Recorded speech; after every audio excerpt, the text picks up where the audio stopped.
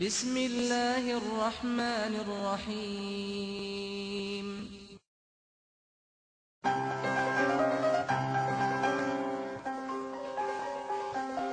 This course comprises a book entitled Persian Language Teaching. In Persian, آموزش زبان فارسی.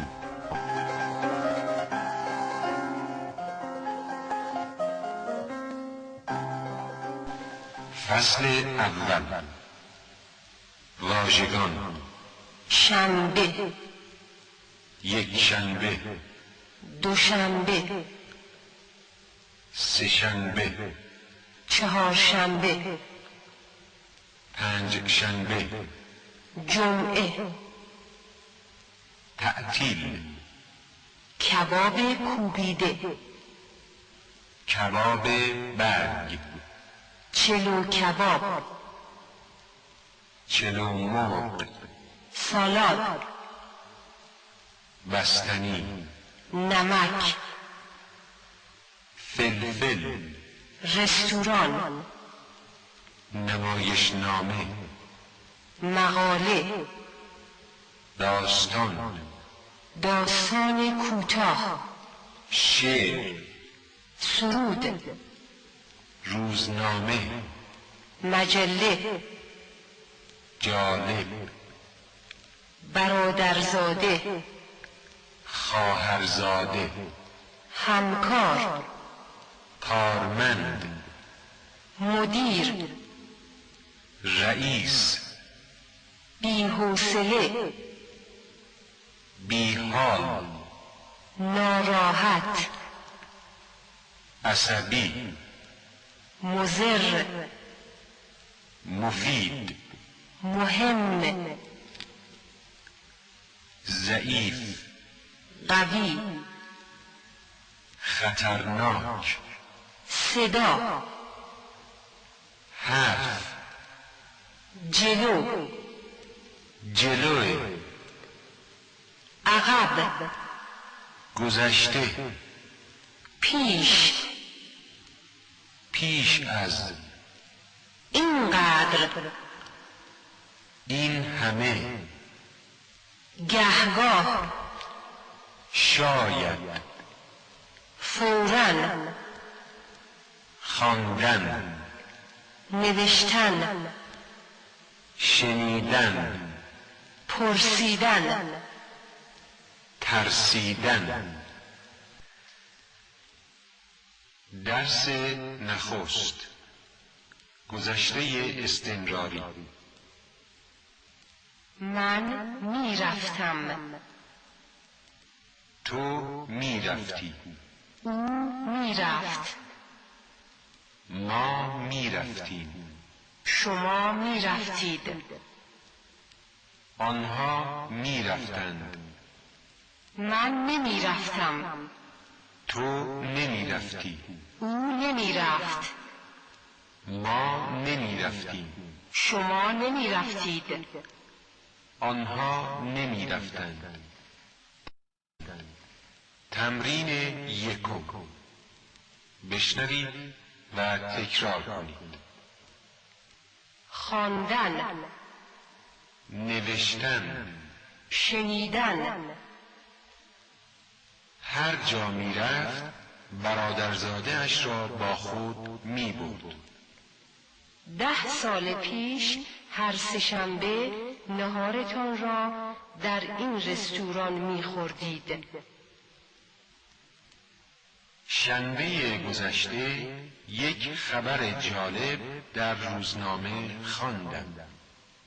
شما هر دوشنبه 3 مقاله کوتاه در روزنامه‌های عصر می‌نویسید. سال قبل هر 2 ماه یک نامه برایش می‌نوشتم.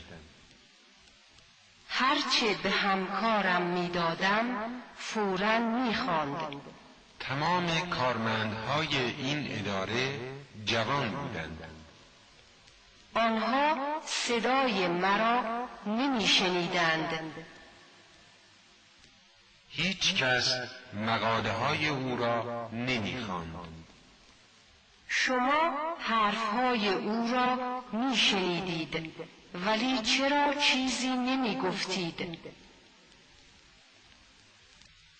قبل از آمدن من چه می نوشتید؟ هر روز به اتاق آقای رئیس می رفتم و نامه ها را با صدای بلند برایش می خواندم. کلید تمرین دوم. 1. او نامه مرا می خواند. 2. من فردا مقاله شما را می خوانم. 3. خبر را در کدام مجله خواندید؟ 4. چرا درسهایت را نمی خوانی؟ 5. کتاب عموی او را کی می خوانید؟ 6. هر 2 هفته یک داستان کوتاه می خواندم. 7. آنها گهگاه روزنامه می خواندند. 8. نامه اش را فوراً بخوانید. 9. شاگردها درسهای فارسی خود را هر شب می خوانند. 10. به فارسی بخوانید و بنویسید. 11. این مقاله را کجا نوشتید؟ 12. این تمرین را به فارسی بنویس. 13. او کتابهایش را به فارسی می نوشت. 14. هفته گذشته چند تا نامه نوشت؟ 15. شما نمایشنامه های جالبی می نوشتید. 16. من داستانهایم را به انگلیسی نمی نویسم. 17. چرا اینقدر نامه می نویسید؟ 18. شما خسته هستید. هیچ چیز ننویسید. 19. همکار من داستانهای خیلی جالبی برای بچه ها می نویسد. 20. مدیر اسم تمام شاگردها را در دفترش نوشت.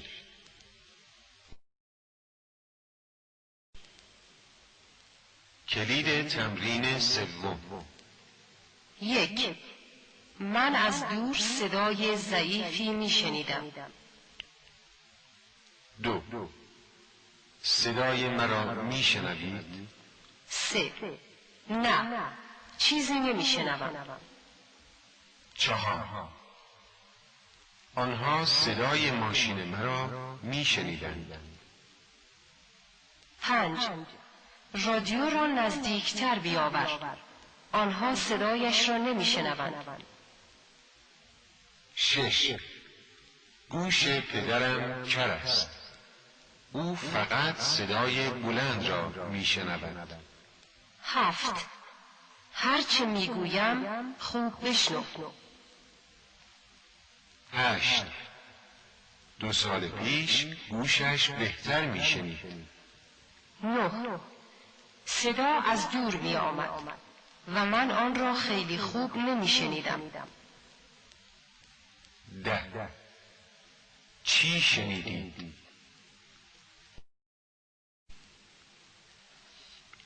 کلید تمرین 4.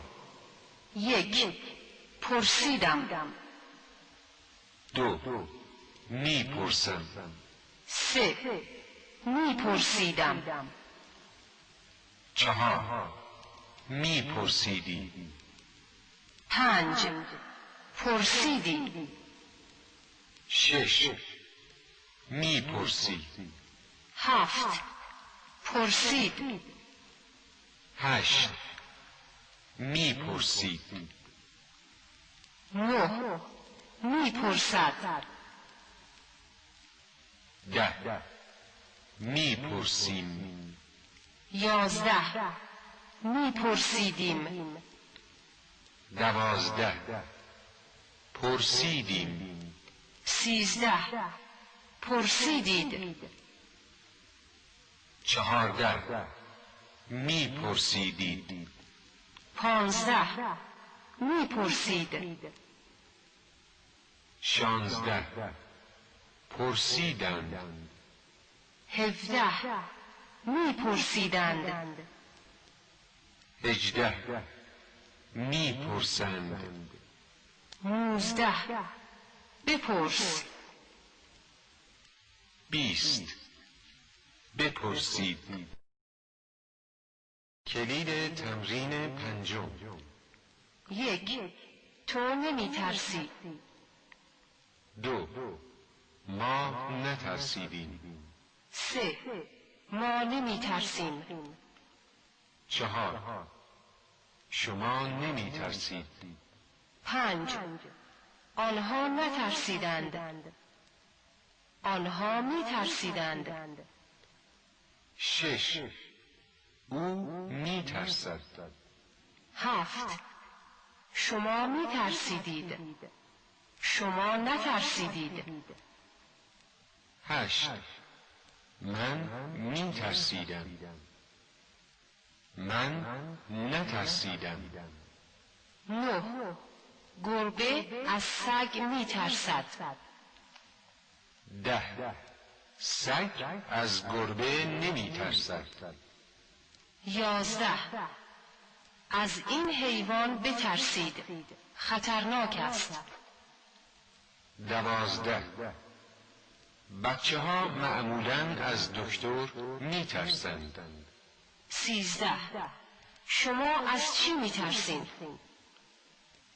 14 تو دیشب از چه میترسیدی؟ 15 من از هیچ چیز نمیترسم.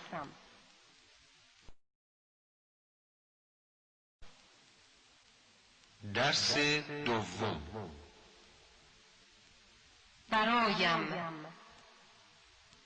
ازم، بهم، باهام. کلید تمرین 7. 1 باهاش برو. 2 باهام بیا. 3 باهات میام. 4 باهاتون میاد. 5 زهرا باهاشون نمیره. 6 باهامون میایین. 7 چی ازش خریدین؟ 8 برایش چی میخرد؟ 9 ماه گذشته عمویم یک دوچرخه برایم خرید. 10 یه چیزی بهش بگو. 11 هیچی بهشون نمیگه. کلید تمرین 8. 1 من نامه را با صدای بلند میخوانم. 2 تو مقاله را با صدای آهسته بخوان. 3 او این شعر را آهسته نمیخواند. 4 بچه ها هر روز در مدرسه سرود میخوانند. 5 چرا شما هیچ وقت رمان نمیخوانید؟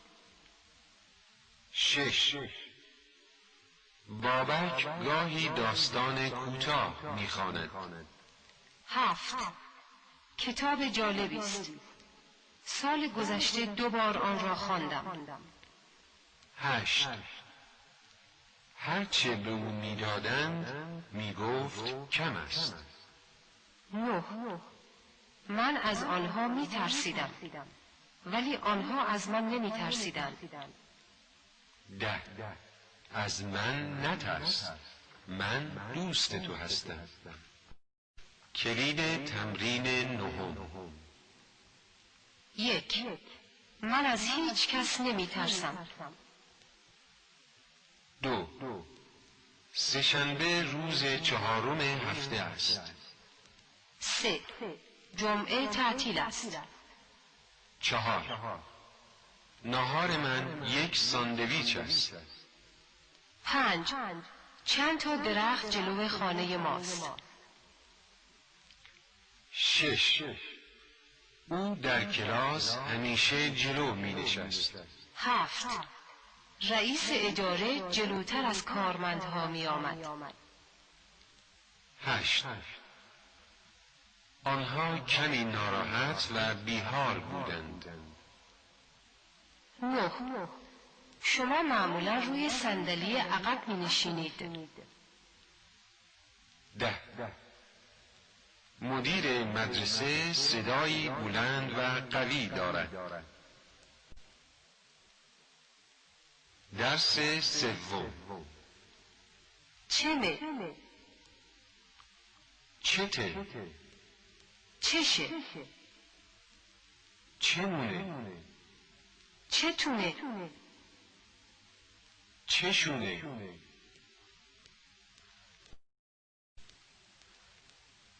تمرین 10. بشنوید و تکرار کنید. سارا چشه؟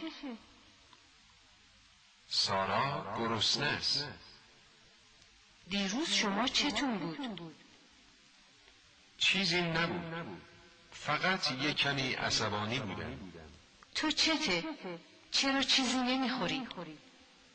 مهم نیست، بعداً میخورم.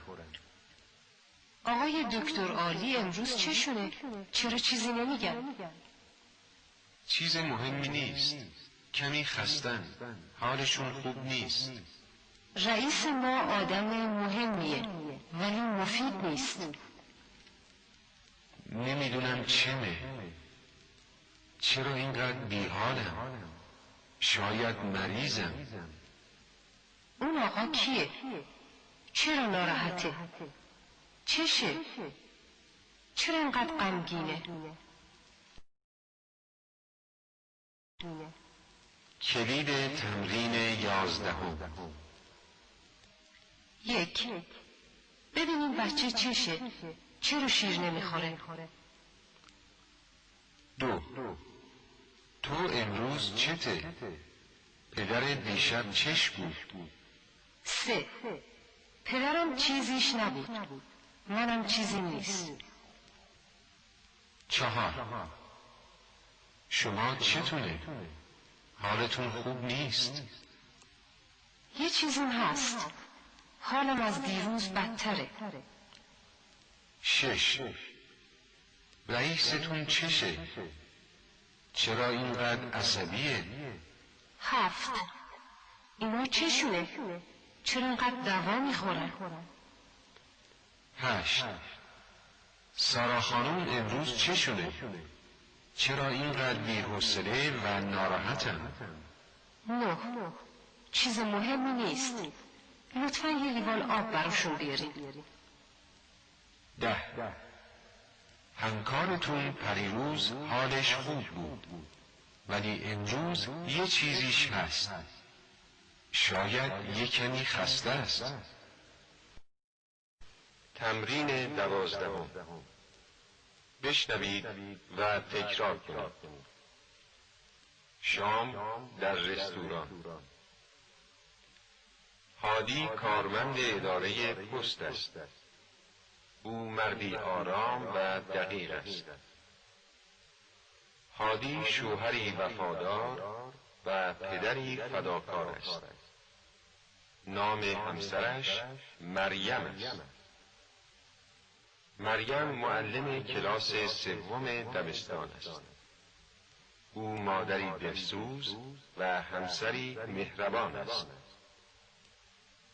مریم و هادی یک پسر دارند. نام او رامین است. رامین پسری باهوش و کنجکاو است. او 6 سال دارد و شاگرد کلاس اول دبستان است. آنها خانواده خوشبخت هستند. مریم، امشب شام چی داریم؟ هنوز هیچی. من امروز خیلی کار داشتم. لباس شستم، خونه رو تمیز کردم. حالا میرم شام درست کنم. چی دوست داری؟ نه عزیزم، تو امروز خیلی کار کردی، خسته شدی. میریم رستوران شام میخوریم. چطوره؟ رستوران پولش خیلی میشه. نه مهم نیست. باشه، چه ساعتی میری؟ ساعت 7:30. حالا ساعت چنده؟ حالا ساعت 7. نیم ساعت وقت داریم. بابا، منم با شما میام؟ البته پسرم، من بدون تو و مادرت هیچ جا نمیرم. هادی جان، کدوم رستوران میری؟ رستوران گلشن. خیلی دوره؟ پیاده میریم یا با ماشین؟ نه خیلی دور نیست، ولی با ماشین میریم. بابا، من جلو میشینم، مامان عقب، باشه؟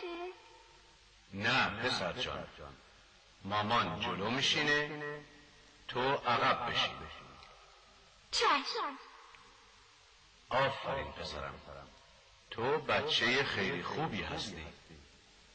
خوش آمدی. بفرمایید. بابا، بریم کنار پنجره، اونجا جای خوبیه.